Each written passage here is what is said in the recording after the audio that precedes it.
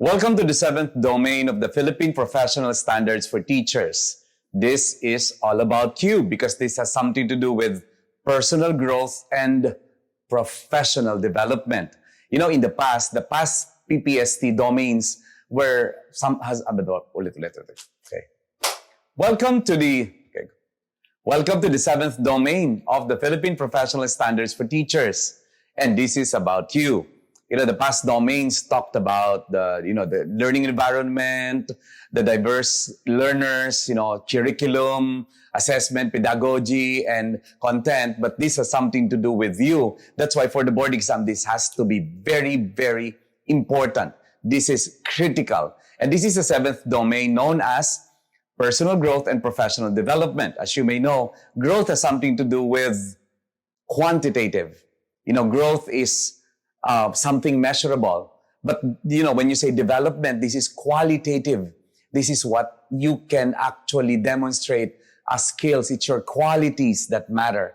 Your salary can be growth. Your promotion is related to growth. Your savings, your financial literacy will drive you to growth. That's why it's called personal growth, because it's you growing. But professionally, don't forget to develop. Development is qualitative. It has something to do with the quality of teacher, what kind of quality teacher you are. All right. Your journey as a teacher begins when you become what you call the beginning teacher. Okay.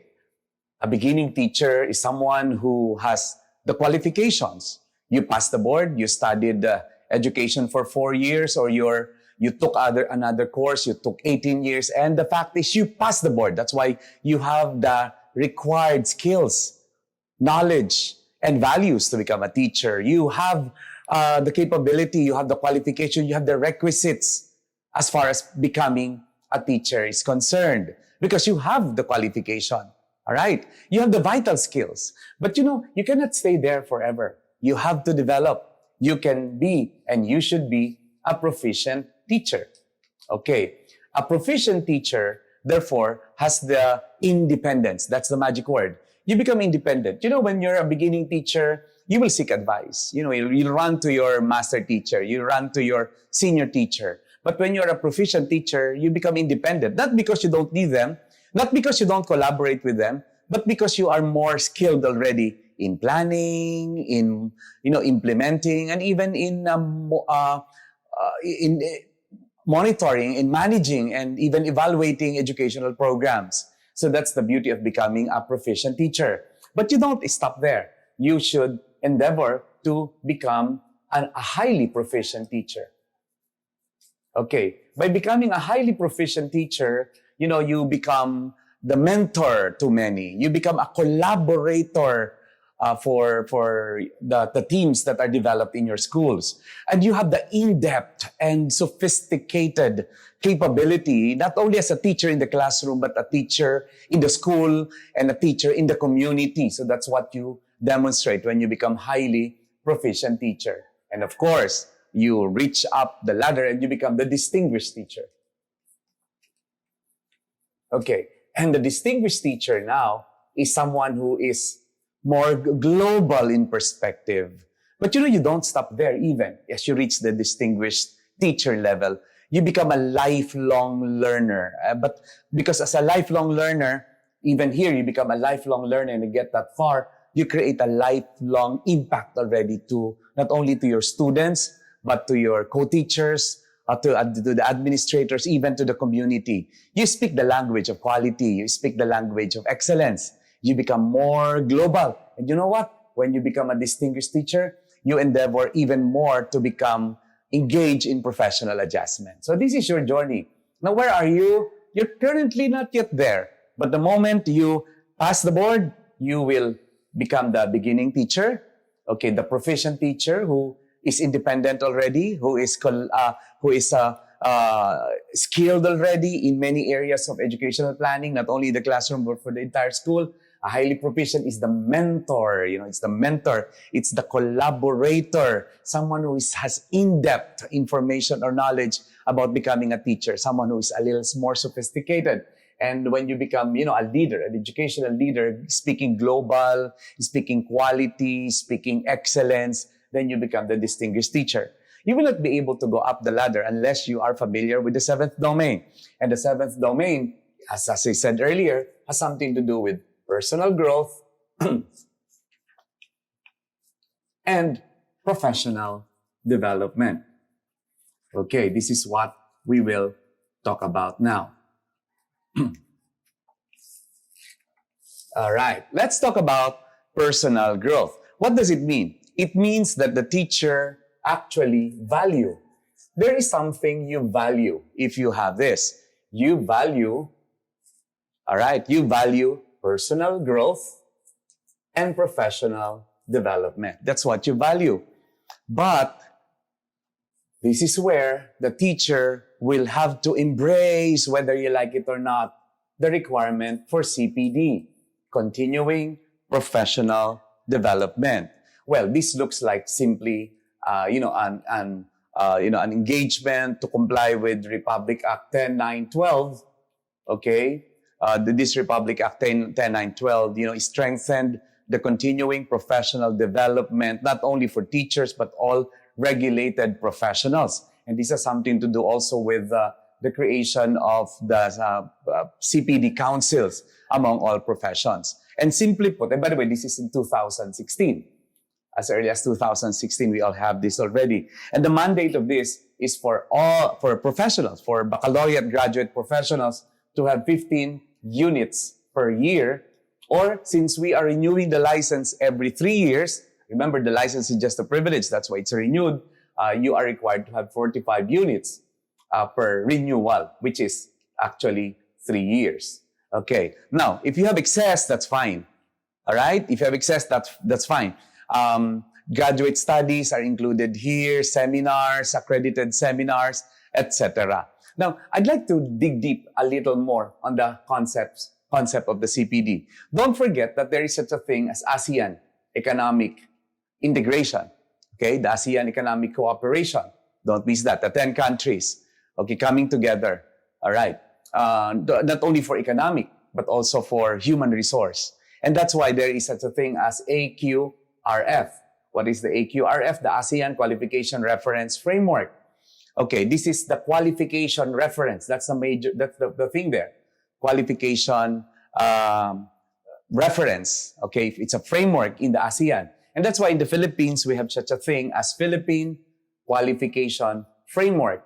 The Philippine Qualification Framework puts it in several levels. You have to attend reviews to understand more about this. But the thing is, the qualifications that you're earning in the Philippines is something that is recognized in the ASEAN because we have the mutual recognition arrangements, the ASEAN, okay, the ASEAN MRA, mutual recognition arrangements, where your qualifications here are recognized elsewhere in the ASEAN.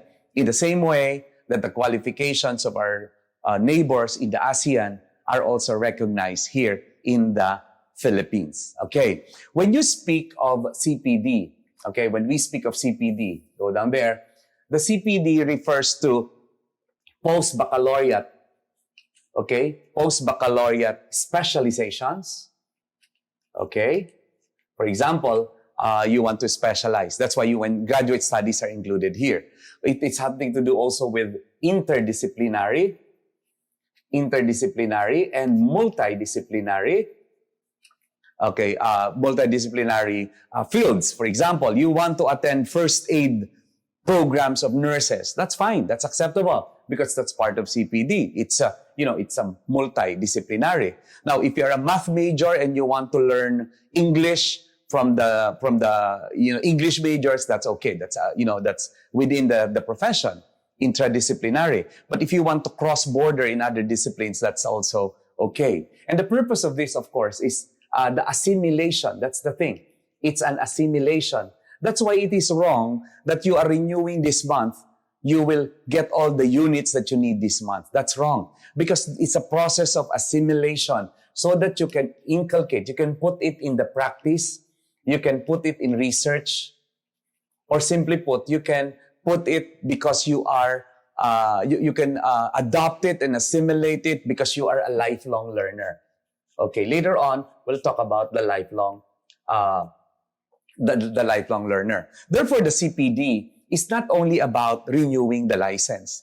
The CPD has something to do with what is very important, which is your knowledge, your skills, and your values. The knowledge, skills, and values. And this has to be demonstrated in 4 areas. I hope this can still be seen.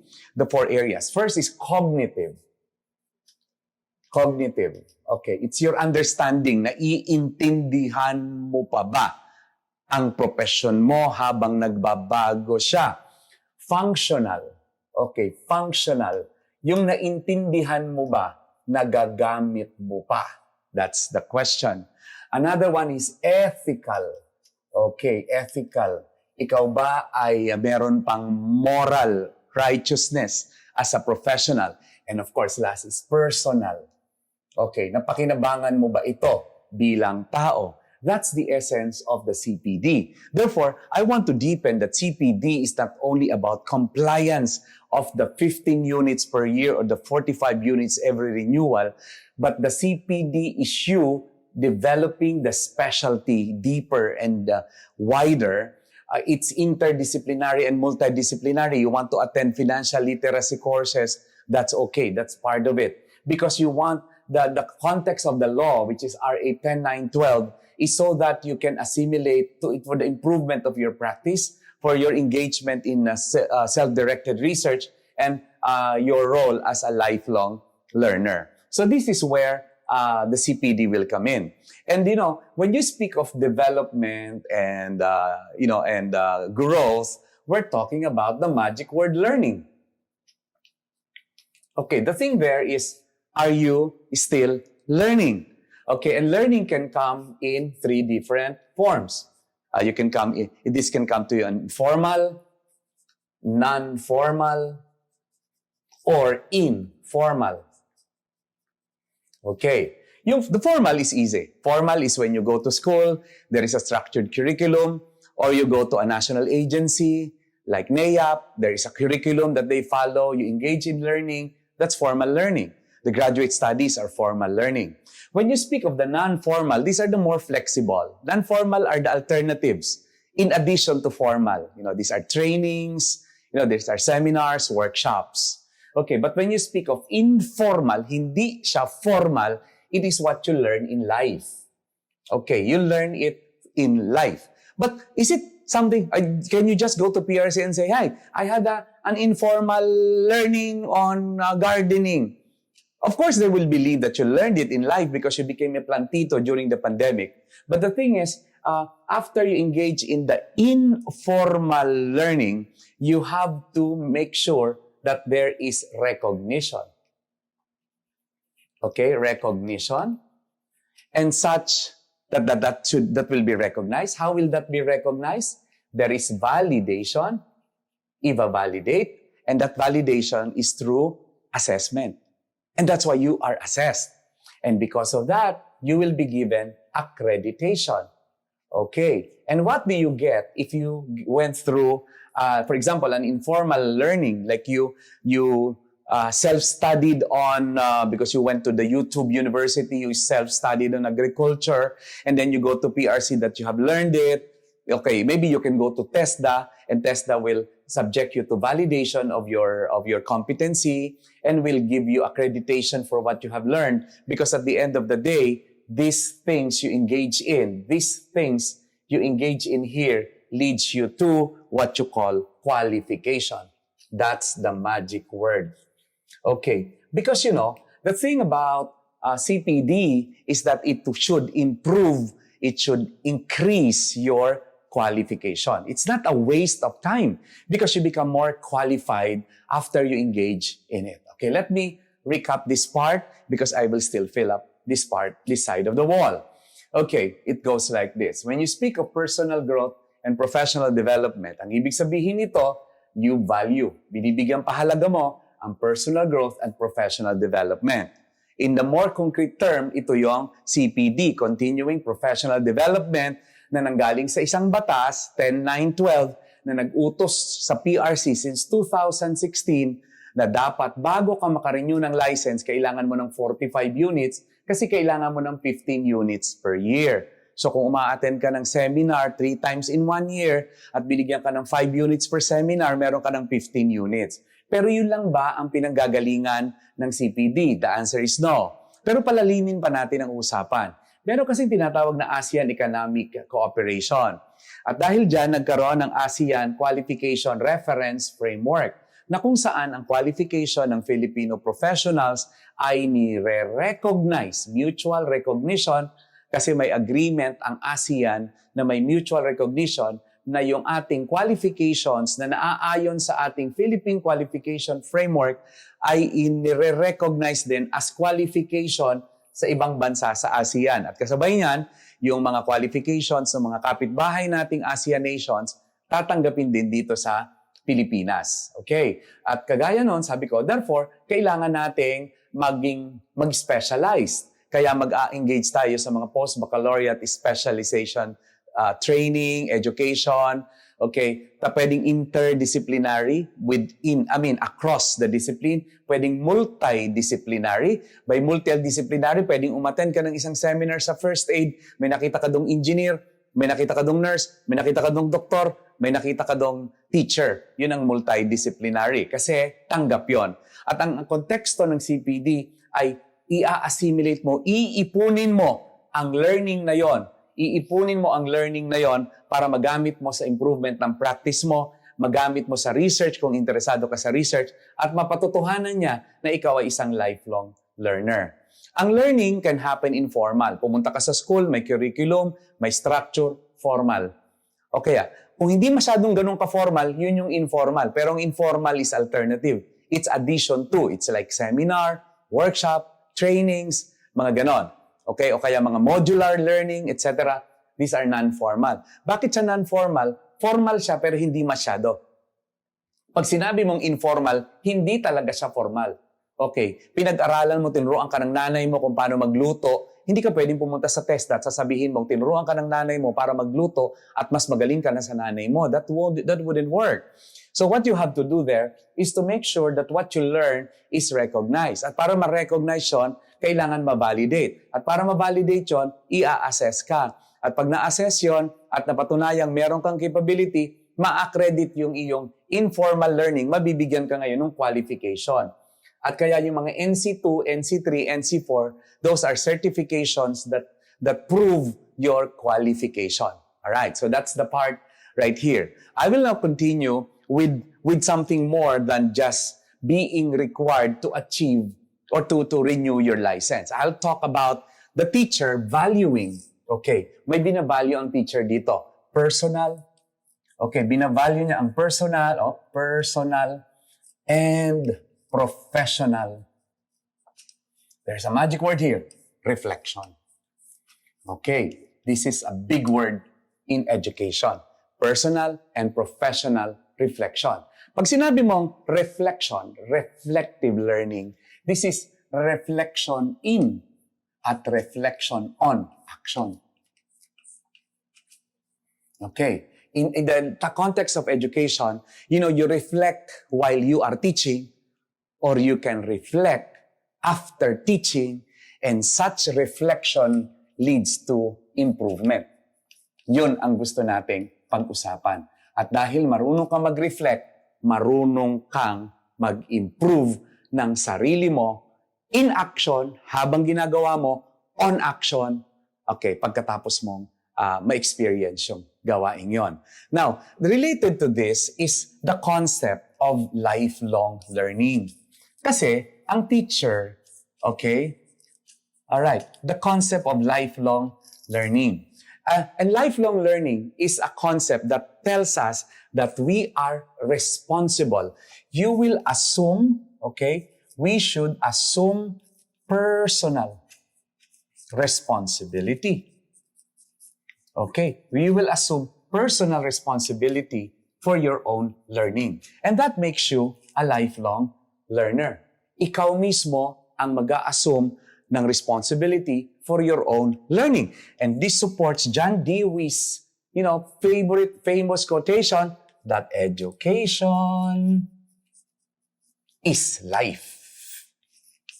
Okay, hindi totoo na education for life. It is education is life. Now, a teacher who is a reflective learner knows how to learn. All right? Remember, it's, learning to know, learning to be, learning to do, learning to live together, and learning to change. But this one is learning to learn. Okay, everything begins with that favorite quote, derived from the favorite quote, experience is the best teacher. Okay, let's agree. Let's agree meantime. Let's all agree that experience is the best teacher. Fine with me. But you know what? I don't quite agree because there are other better teachers than experience alone. But let me put it in this context. You experience it. But sometimes we experience it and it ends there. That's not good. There should be some amount of reflection. You experience, then you reflect from that experience. This is what I do every night. I go back to the day. I reflect. What happened to me during the day? Okay? And what happened to me how would I improve it in case it happens again?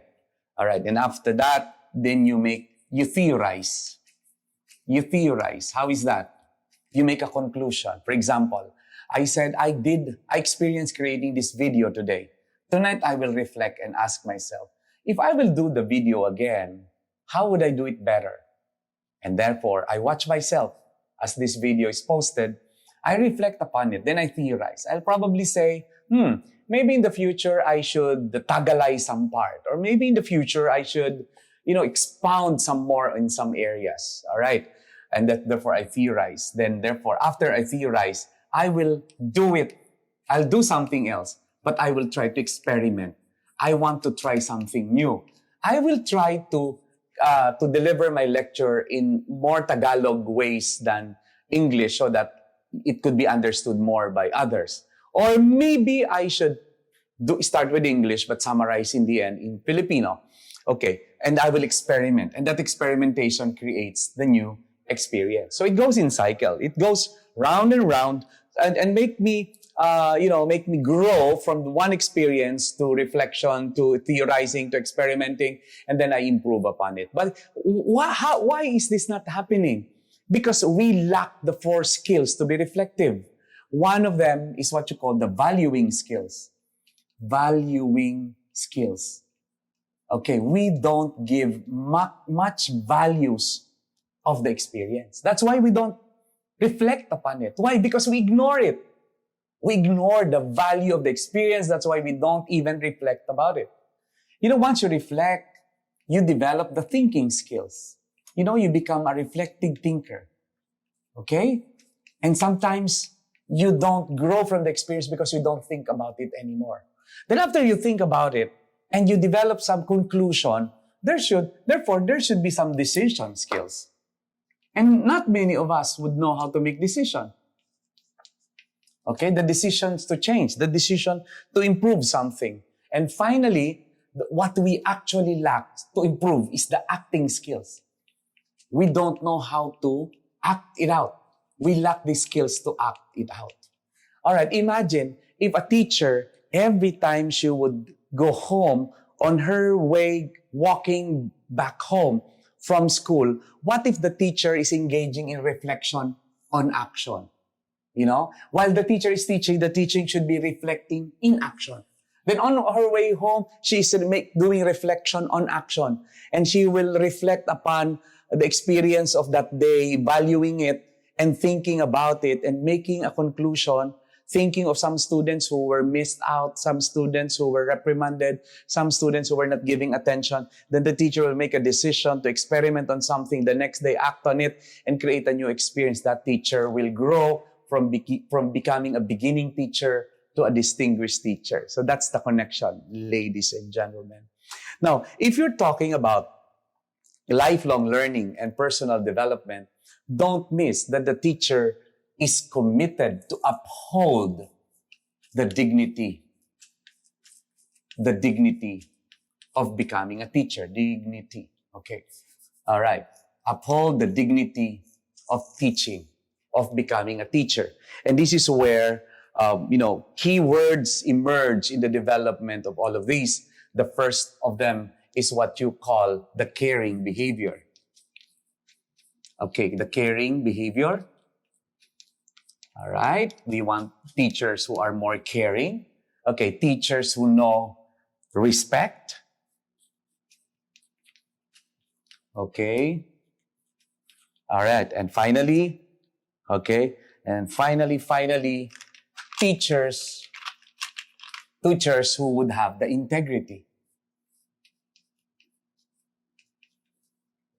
All right, now, and this is part of what you will develop personally and professionally. Caring behavior has something to do with empathy. Do you feel what the students feel? And as you feel the feeling, you remain objective. Can you feel what your co-teacher feels? Can you put yourself in the shoes of a mother of this child? That's empathy. It's when you feel what the person feels but retains objectivity. Because if you are subjective, you're not empathetic. You are sympathetic. Okay, that's the difference. You have to be objective to be empathetic. And of course, this is where compassion comes in. Compassion. So, you may want to impose the rules, but do you have the compassion that this child in front of you did not eat breakfast? Do you have the compassion to have an extended 30 minutes with the child because you know that the child's parents fought this morning and got separated this morning? Things like that. As teachers, you should be more than just a content provider. But you are in loco parentis, the parents of the child in the class, in the school, in loco parentis.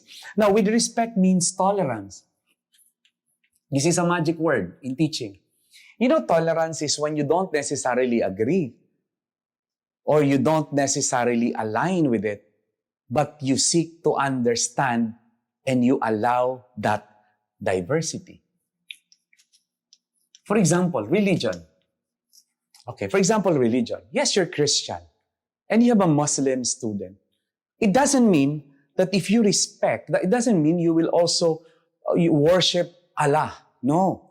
Tolerance tells you that, okay, I am Catholic, I am Christian, you are a Muslim, I respect what you believe in, and I am not changing necessarily what I believe in only because I respect you. That's tolerance. And there's beauty there, diversity.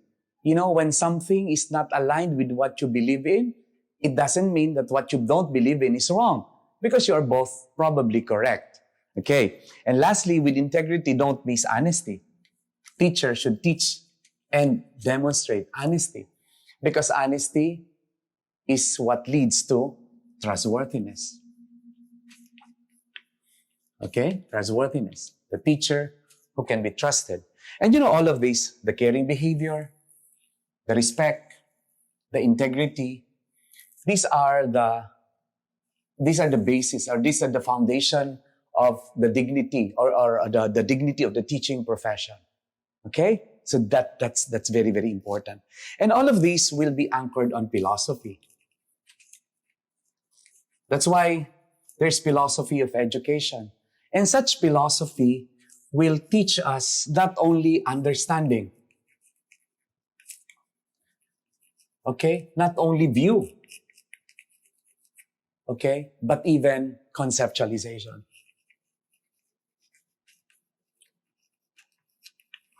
All right. Philosophy goes like this. It's all about perspective. If somebody's looking at me from this direction, and that person says, oh, I can see your face. And somebody's behind me can see my hair and say, no, I don't see a face. I see hair. I see the back. And on this side would say, a person on this side would say, I can see your right side. And the person in this side would say, no, I don't see the right side. I see the left side. Do you know that even if they're looking at different perspectives, they're actually correct? They're all looking at me. That's philosophy. And because of this, a teacher wants to grow not only by herself, but she wants to grow in collaboration with others. That's why she links with colleagues.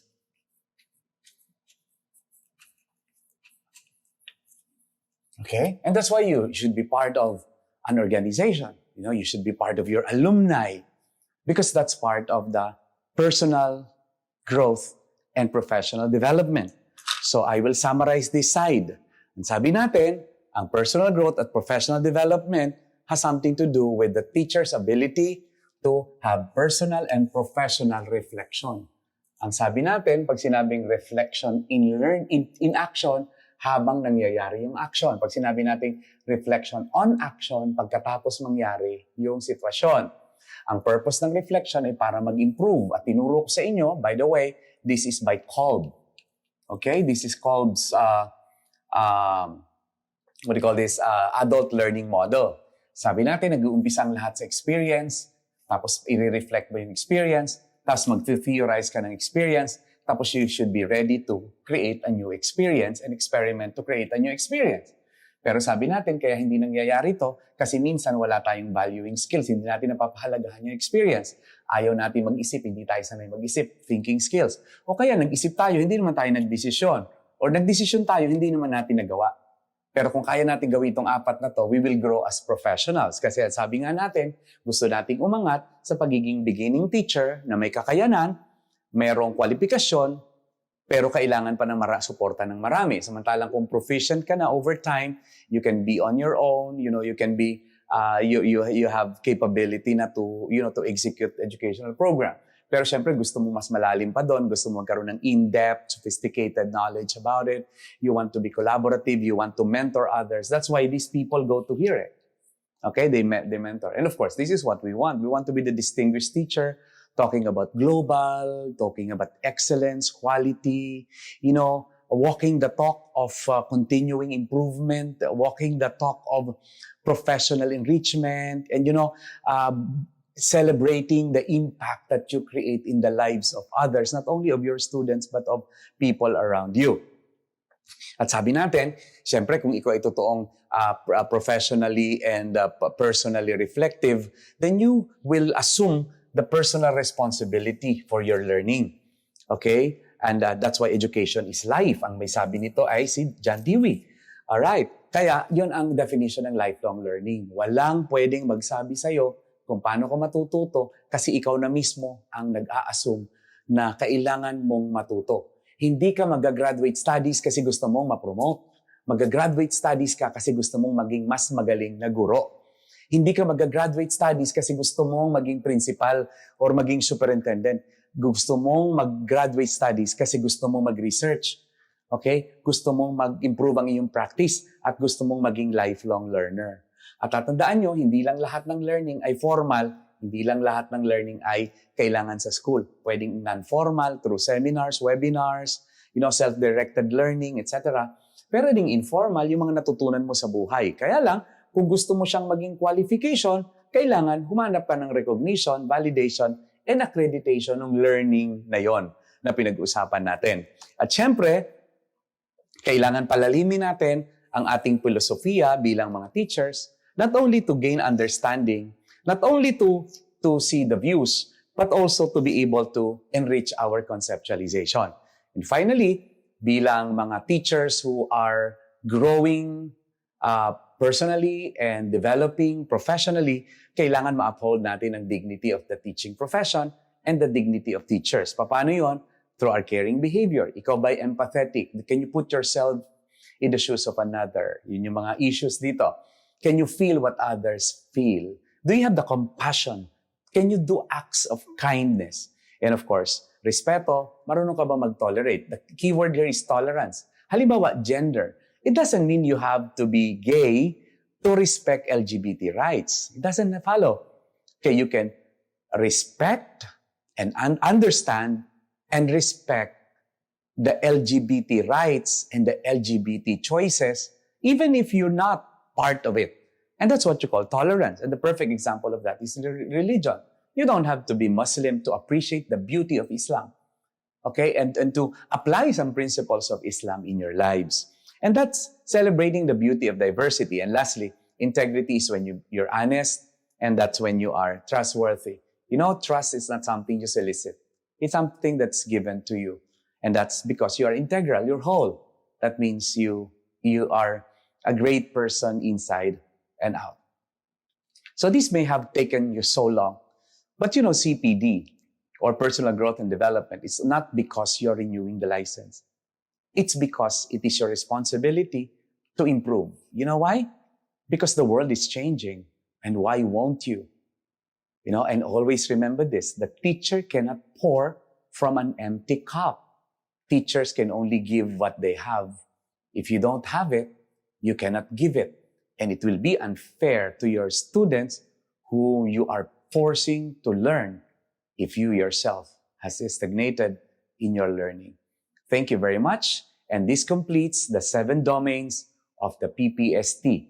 In case you have not watched the 6 other PPST videos that I have right here, you might be missing a major element on how to become not only a good teacher, but a great one. That's the intention of this channel. So please subscribe to this channel, click the notification bell so that you can get updates whenever we post something, not only in teaching, not only as teachers, but also as persons. Because soon, this channel will provide all those. But for the meantime, congratulations for becoming a person who will choose to develop professionally and grow personally.